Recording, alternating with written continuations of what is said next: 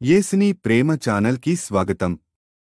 దయచేసి ఈ ఛానల్ని లైక్ చేయండి, షేర్ చేయండి, సబ్స్క్రైబ్ చేయండి. వేద పాఠశాల రేడియో శ్రోతలకు స్వాగతం. ప్రస్తుతం క్రొత్త నిబంధన పరిశీలనలో మత్తయి సువార్తను అధ్యయనం చేస్తున్నాం.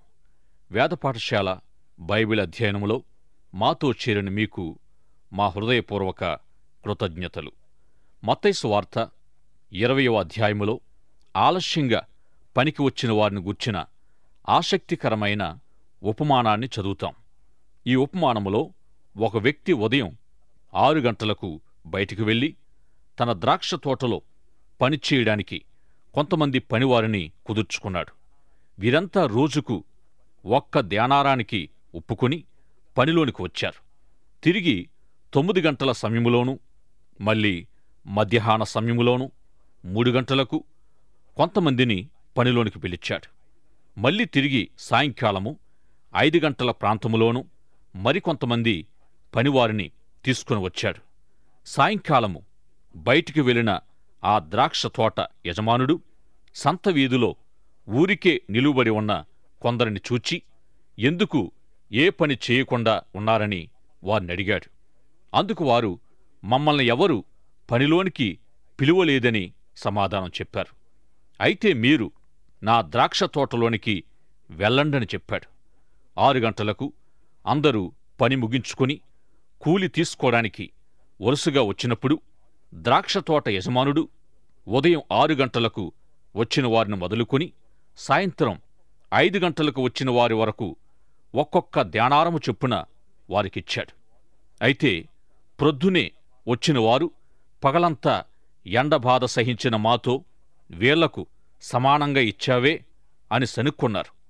అప్పుడా యజమానుడు ఒకనితో నీతో నా ఒప్పంద ప్రకారమే నీకు ఒక ధ్యానారాన్ని ఇచ్చాను. ఇక చివర వచ్చిన వీరికి ఎంత వచ్చిందనేది నీకెందుకు? నీది నీవు తీసుకుని వెళ్ళు. నేను నా డబ్బుతో నా ఇష్టప్రకారము చేయకూడదా? నా మంచితనము నీకు బాధగా ఉందా అని అడిగాడు. ఈ ఉపమానము ద్వారా మనము నేర్చుకోదగిన సత్యమేమిటంటే, ఎవరైనా ఒక వ్యక్తి 91 సంవత్సరాల వృద్ధుడు మరణ పడకపై ఉంటూ యేసుప్రభు ద్వారానైనా విమోచన పొందినట్లయితే అంతవరకు తాను జీవించిన వ్యర్థ జీవితమంతా లెక్కకు రాక ఎల్లవేళలా భక్తి జీవితము జీవించిన వారితో సమానంగా రక్షించబడతారు. ఈ విధంగా తాను బ్రతికిన కాలమంతా పాప జీవితాన్ని జీవించిన ఒక వ్యక్తి తన 89వ ఏట రక్షణ పొందాడు. అతడు తాను జీవించిన పాప జీవితానికి ప్రతిఫలంగా ఎన్నో సమస్యలను ఎదుర్కొన్నాడు. ఈ కారణంగా అతడు ఎల్లవేళలా ఏడుస్తూ ఉండేవాడు. అతని భార్య కోరిక మేరకు నేను ఆ వ్యక్తిని సందర్శించి అతని దుఃఖానికి కారణం తెలుసుకోవడానికి ప్రయత్నించినప్పుడు అతడు నా పిల్లలు అని మాత్రమే అంటూ ఉన్నాడు. తన పిల్లలను గూర్చిన విషయమేమిటంటే, ఇతని క్రూర ప్రవర్తనకు లేక అతని కోపానికి గురి అయి బాధించబడిన తన 2 కొడుకులు మానసికంగా రోగులై మానసిక వైద్యశాలల్లో ఉంటూ ఉన్నారు. తన ఇంటివారిని సహా బాధించిన ఈ వ్యక్తి తన 89వ ఏట రక్షణ పొందాడు. ఒకానొక గేయములోని సారాంశము ఈ విధంగా ఉంది. 90 సంవత్సరాలు 91 సంవత్సరాల వయసు కలిగిన ఇద్దరి మధ్య ఒకనాడు ఒక వివాదం నడిచింది. 90 సంవత్సరాల వ్యక్తి బాల్యము నుండి యేసుప్రభునందలి రక్షణార్థమైన జీవితం జీవించాడు. 91 సంవత్సరాల వ్యక్తి 91 ఏట రక్షణ పొందాడు. 91 సంవత్సరాల వ్యక్తి 90వ సంవత్సరాల వ్యక్తితో నేనే దేవుని కృపా బహుమానాన్ని ఎక్కువగా పొందినవాడనని, ఎందుకంటే నేను పాప జీవితం జీవించి చివరికి మరణ పడకపై రక్షించబడ్డాను అన్నాడు. 90 సంవత్సరాల వ్యక్తి నేను క్రైస్తవ గృహములో జన్మించాను, నా తల్లిదండ్రులు భక్తిపరులు, నేను బాల్యములోనే మార్చబడ్డాను, క్రైస్తవ జీవితము సేవ తప్ప నేను మరొకటి ఎరుగను, 20వ ఏటనే సంఘ కాపరి అయ్యాను, జీవితమంతా ప్రభువును సేవిస్తూనే వచ్చాను. ఈ విధంగా కృపలో రక్షించబడి కృపలో భద్రపరచబడి కృపలోనే జీవించాను గనుక కృప నాకే ఎక్కువ దక్కింది అన్నాడు. కాని ఈ ఇద్దరి మధ్య అంగీకారము కుదరలేదు. వివాదము ఎక్కువైంది. చివరికి వారి వివాదాన్ని తీర్చమని దేవదూతలను అడిగారు. ఆ దూతలు రెండవ వ్యక్తినే ఎక్కువ కృప పొందినవాడిగా ఎంపిక చేశారు. ఎందుకంటే అతడు రక్షణార్థమైన కృప, భద్రపరిచే కృప, జీవించే కృపలను పొందినవాడై పాపము చేయకుండుట ఎంతో శ్రేష్టమైన స్థితి అయుంది. అయ్యో, నాకు చెప్పుకోవడానికి వినేవారికి ఉద్రేకం కలిగించగల అంశాలేవీ లేవే అని బాధపడవద్దు. దోపిడీలు, దొంగతనాలు చేసి రక్షించబడినప్పుడు వినేవారి కట్టి సాక్ష్యాలు ఆసక్తికరంగానే ఉంటాయి. ఇక పాపము చేసేసి అప్పుడు అందులో నుండి బయటికి రావడం గొప్పగా అనిపించినప్పటికీ బైబిలు పాపము చేయవద్దని హెచ్చరిస్తూ ఉంది. శిలువపై దొంగ కూడా చివరలో రక్షించబడినట్లు వాక్యం చెబుతుంది. చివరి క్షణాల్లో అతడు ప్రభు వైపు తిరిగి, నీ రాజ్యములో నన్ను జ్ఞాపకం చేసుకో అని కోరినప్పుడు, నేడే నీవు నాతో పరదేశులో ఉంటావు అని ప్రభువారు చెప్పారు. ఆలస్యంగా పనికి వచ్చిన వారి ఉపమానములోని సత్యము కూడా ఇదే అయ్యుంది. మత్తయి సువార్త 20వ అధ్యాయము 20వ వచనము నుండి 28వ వచనం వరకు జెబెదయి తల్లి తన కుమారులతో ఆయన యొద్దకు వచ్చి నమస్కారము చేసి ఏదో అడగబోతుండగా, నీవేమి కోరుతున్నావని ప్రభు అడిగారు. ఆమె తన ఇద్దరు కుమారులను గూర్చి, ప్రభువా, వీరు చాలా గొప్ప అబ్బాయిలు, వీరికి నీవు ఉరిమిడివారు అని పేరు పెట్టావు అన్నట్టు వీరిని నీ రాజ్యములో కుడి ప్రక్కనొకరిని, ఎడమ ప్రక్కను ఒకరిని కూర్చోబెట్టు అని అడిగింది. ఈ విషయానికి మిగిలిన శిష్యులు చాలా బాధపడిపోతూ ఉన్నారు. అప్పుడు ప్రభు వారందరికీ కలిపి ఒక గొప్ప పాఠం నేర్పారు. ఈ లోకము ఈ విధంగా గొప్ప, తక్కువ, పైన, క్రింద అనే ఆటలో నడుస్తుంది. కాని మీలో అలా ఉండకూడదు. దేవుని రాజ్యములో పైనుండగోరేవారు రుమాలు, పల్లెము తీసుకుని పాదాలు కడగడం ప్రారంభించాలి. దేవుని రాజ్యములో గొప్పతనం పొందాలంటే పరిచర్య ఒకటే మార్గం. నేను పరిచర్య చేయించుకోవడానికి రాలేదు గాని పరిచారము చేయడానికి, అనేకులకు ప్రాణం ఇవ్వడానికి వచ్చానని ప్రభు ఆ సందర్భంలో చెప్పారు.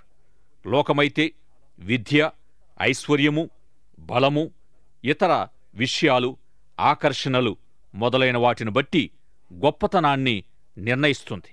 నేను పైన, నేను క్రింద అనే విషయాన్ని అందరికీ తెలియజేయడానికి లోకము ప్రయత్నిస్తుంది. కాని ప్రభు రాజ్యములో అలా ఉండకూడదని తెలియచేయడానికి కాళ్ళు కడిగే క్రమాన్ని లేక రుమాలు క్రమాన్ని ప్రభు చూపించారు. సేవకుని పాత్ర యొక్క విలువను ఈ సంభాషణలో, ఈ సందర్భంలో ప్రభు తెలియజేశారు. మత్తయి సువార్త 21వ అధ్యాయము ఎంతో ప్రాముఖ్యమైనది. మట్టలాదివార సందర్భము ఆ 21వ అధ్యాయములో వ్రాయబడింది. ప్రవక్త అయిన జకరియా ప్రభువును గూర్చి వ్రాసిన ప్రవచన నెరవేర్పు మత్తయి సువార్త 21వ అధ్యాయములో మనం చదువుతాం. పరలోకము నుండి ప్రభు భూలోకానికి 33.5 సంవత్సరాల కొరకు రాయబారిగా పంపబడ్డాడు. ఆయన తన అధికారాన్ని తెలియజేస్తూ యెరూషలేముకు గాడిదపై ఊరేగింపుగా వెళ్లారు. ఈ విధంగా ప్రభు రాజకీయ కేంద్రమైన రోముకు వెళ్లలేదు, పాపపు కేంద్రాలైన కొరింథు, ఎఫెసులకు వెళ్లలేదు. కాని ఆత్మీయ కేంద్రమైన యెరూషలేముకు వెళ్లారు. యెరూషలేము ఊరేగింపు అనంతరం ప్రభు దేవాలయాన్ని శుభ్రం చేస్తూ, నా తండ్రి ఇల్లు ఏ విధంగా ఉండాలో వివరంగా వ్రాయబడింది. అయితే మీరు లేఖనాలను చదవక దానిని నిర్లక్ష్యం చేస్తూ ఉన్నారని వారిని గద్దించడం జరిగింది. మీరు లేఖనాలను చదవక నా తండ్రి ఇంటిని దొంగల గుహగా చేస్తున్నారని ప్రభు మతాధికారులను కఠినంగా గద్దించారు. మత్తయి సువార్త 21వ అధ్యాయములో ఎంతో వేడిగా మొదలైన సంభాషణ చాలా పదునుగా కొనసాగింది. 21వ అధ్యాయములో ప్రభు అంజూరపు చెట్టును శపించినప్పుడు అది ఎండిపోయింది. అంజూరపు చెట్టు ఇశ్రాయేలును సూచిస్తుంది. అంజూరపు చెట్టు ఎండిపోవడం అంటే ఇశ్రాయేలు రాజ్యం ఆత్మీయంగా ఎండిపోవడం. ఈ విధంగా దేవుని రాజ్యం వారి యొద్ద నుండి తీసివేయబడి దాని ఫలమిచ్చు అన్యజనులకు ఇవ్వబడుతుంది. 14 ఎకరాల దేవాలయ ప్రాంగణాన్ని ప్రభు శుభ్రం చేసినప్పుడు దేవాలయ అధికారులైన మత నాయకులు దాన్ని ఒక వ్యాపార కేంద్రంగా మార్చివేశారు. బలులర్పించడానికి యెరూషలేము వచ్చిపోయే యాత్రికులకు వారు జంతువులను 75 రెట్లు ధరకు అమ్మేవారు. అసలు ధర కంటే దేవాలయములో అమ్ముడిపోయే పశువుల ధర 75 రెట్లు ఎక్కువగా ఉండేది. క్రీస్తు శకం 70వ సంవత్సరములో రోమా యెరూషలేమును జయించినప్పుడు ఈ విధంగా సేకరించిన ధనం $7 మిలియన్ల దొరికింది. ఆనాటి మత వ్యవస్థ యొక్క విక్రయ కేంద్రంగా గొప్ప వ్యాపారంగా ఉండేది.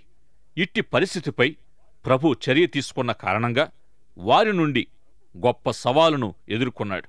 ప్రభు తాళ్లతో కొరడాలను చేసి పశువులను ఎడ్లను తోలివేసి బల్లలను పీటలను పడద్రోసినప్పుడు ఎంతో సాత్వికుడు మృదువైన ప్రభు ఎదుట నుండి వారు పారిపోయారు.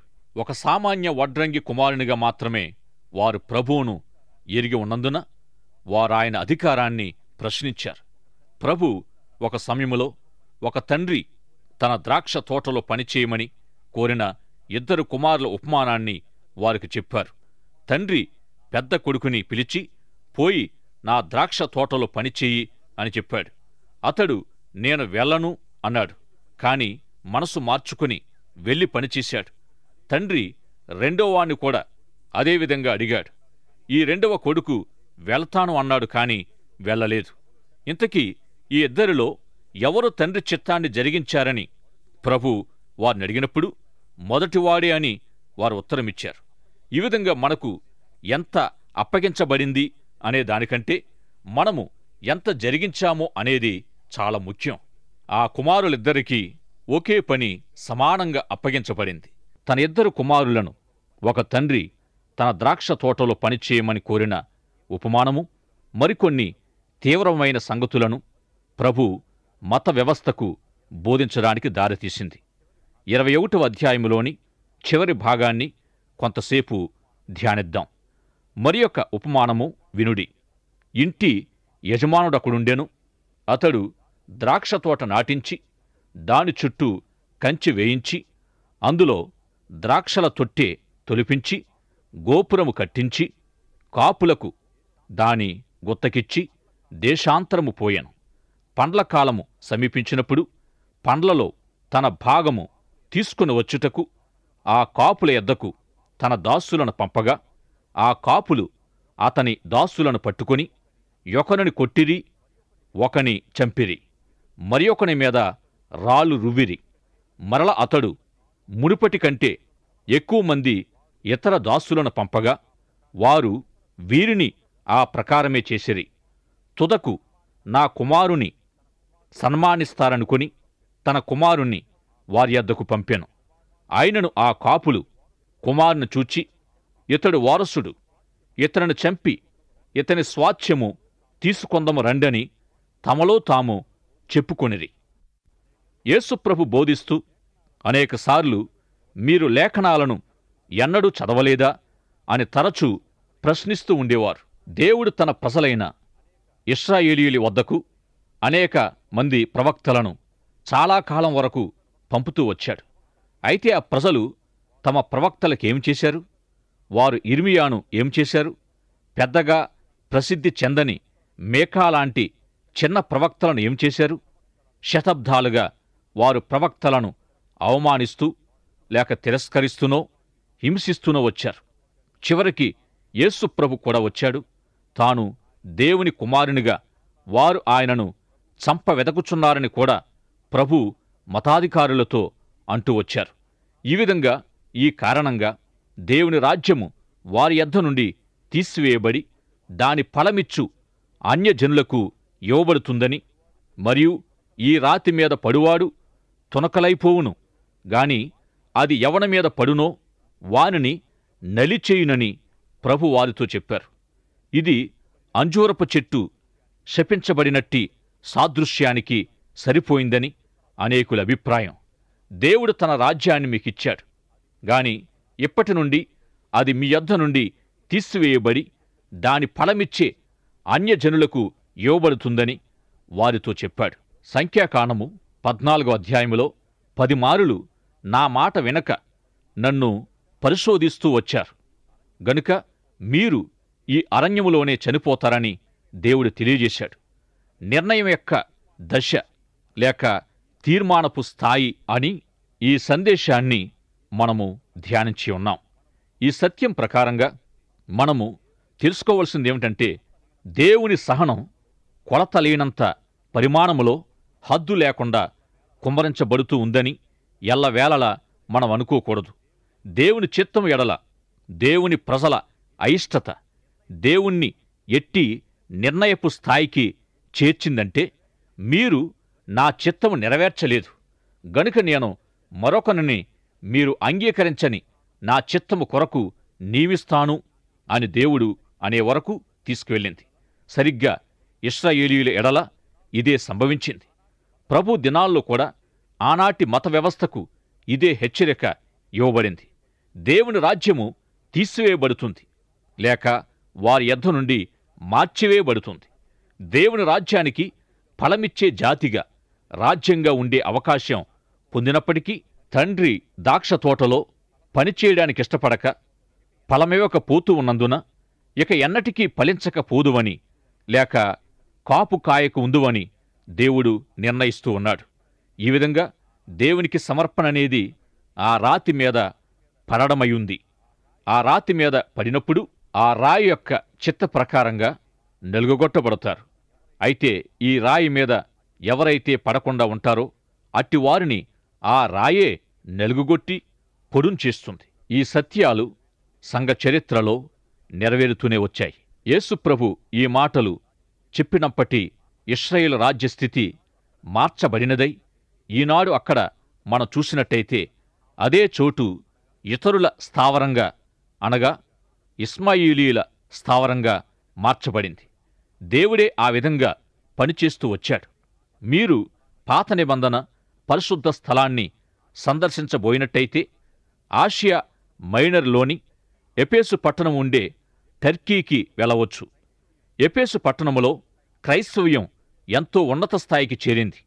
ఈ విధంగా ఆసియా మైనరుకు దేవుడు తన రాజ్యాన్ని చేర్చాడు. అదేవిధంగా ఐరోపాకు దేవుని రాజ్యం చేర్చబడింది. ఎందుకంటే మార్టిన్ లూథర్ ద్వారా ప్రొటెస్టెంట్ ఉద్యమం అక్కడ ప్రారంభమైంది. రాను రాను దేవుని రాజ్యం వ్యాపార పరంగా మార్చివేయబడింది. ఆత్మీయంగా ఈ జాతికి ఫలమిచ్చే అవకాశం ఇవ్వబడినప్పటికీ దేవుని చిత్త ప్రకారము దేవుని రాజ్యమనే రాతిపై నలుగుగొట్టబడే అవకాశం ఇవ్వబడినప్పటికీ దేవుని రాజ్య ఫలాలు ఆగిపోయినందున అదే రాయి ఆ దేశాన్ని నలుగుగొట్టి పొడి చేసింది. తిరిగి దేవుని రాజ్యము పశ్చిమానికి మార్చబడింది. యావత్ ప్రపంచ సంఘ చరిత్రను మనం అధ్యయనం చేసినట్లయితే ప్రపంచంలోని ఆయా భాగాల్లో దేవుడెంతో శక్తివంతంగా పనిచేస్తూ ఉన్నాడు. ఎందుకు అనగా దేవుడి విధంగా తన రాజ్యాన్ని తరచూ కదిలిస్తూ ఉన్నాడు. దేవుడెవరికైతే తన రాజ్యాన్ని అప్పగించాడో అట్టివారు దేవుని రాజ్య ఫలాలను సరైన రీతిగా ఉత్పత్తి చేయనందువల్లనే తీసివేయబడడం జరుగుతూ వచ్చింది. ఫలాలు ఫలించని చోట దేవుడి విధంగా చెబుతాడు, నేను మీపై బడి మిమ్ము నెలిచేసి మరి ఒక చోట ఫలిస్తాను. ఈ సత్యము సంయుక్తంగాను వ్యక్తిగతంగాను అన్వయించుకోవడానికి ఎంతో వీలయుంది. మనలో ప్రతి ఒక్కరము కూడా ఒక నిర్ణయపు స్థాయిని లేక అనుభవాన్ని కలిగి ఉంటాం. ఇది వ్యక్తిగతంగాను ఎంతగానో ఆలోచించవలసిన సత్యమయ్యుంది.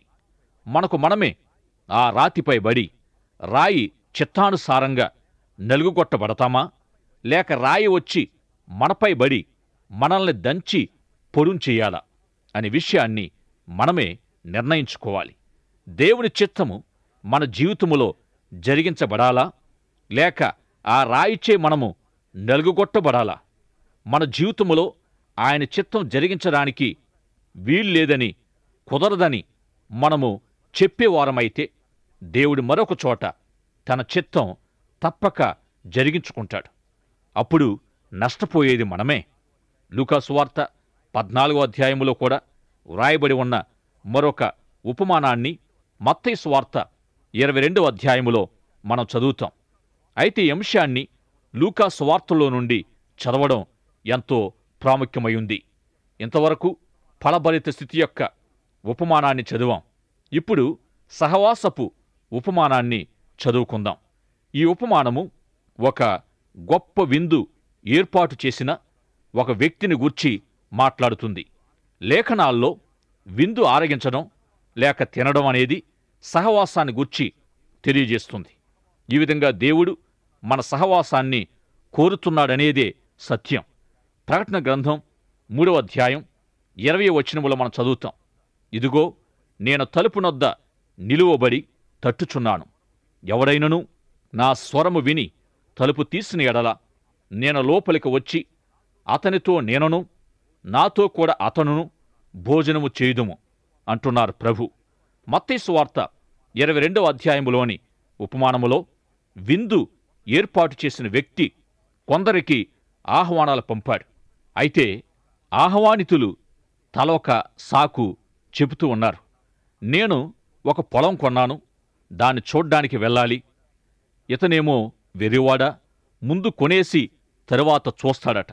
అయితే ఇంతకీ ఏంటంటే అప్పటికే చూసి ఉంటాడు, కాని మళ్ళీ చూడ్డానికి బయలుదేరుతున్నాడన్నమాట. ఏదైనా ఒకసారి కొన్నామంటే ఇక అది మనదే. అయితే ఈ వ్యక్తికి దేవుని సహవాసము అక్కరలేదు.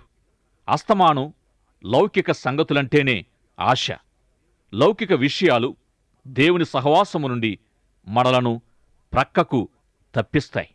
లూకా సువార్తలో వ్రాయబడిన విధంగా మరొకడు, నేను 5 జతల ఎడ్లు కొన్నాను, వెళ్ళి వాటిని పరిశీలించాలి అంటున్నాడు.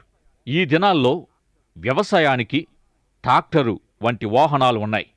వెళ్ళి నా ట్రాక్టరు నడిపించుకోవాలన్నట్టు అన్నమాట. ఎద్దు పనిని సూచిస్తుంది. ఇక ఎంతసేపు పని, వ్యాపారము, కార్యభారము. మరి ఒకడు, నేను పెండ్లి చేసుకున్నాను, నేను రాలేను అంటున్నాడు. దేవునికి అన్నిటికంటే మనిషి ఎడలే ఎక్కువ విలువ కలిగి మనిషి సహవాసాన్ని కోరుతూ ఉండగా, మనిషికి దేవుని కంటే ఇతర విషయాల ఎడలే ఎక్కువ విలువ కలిగి దేవుని సహవాసము వద్దనే స్థితి ఏర్పడింది.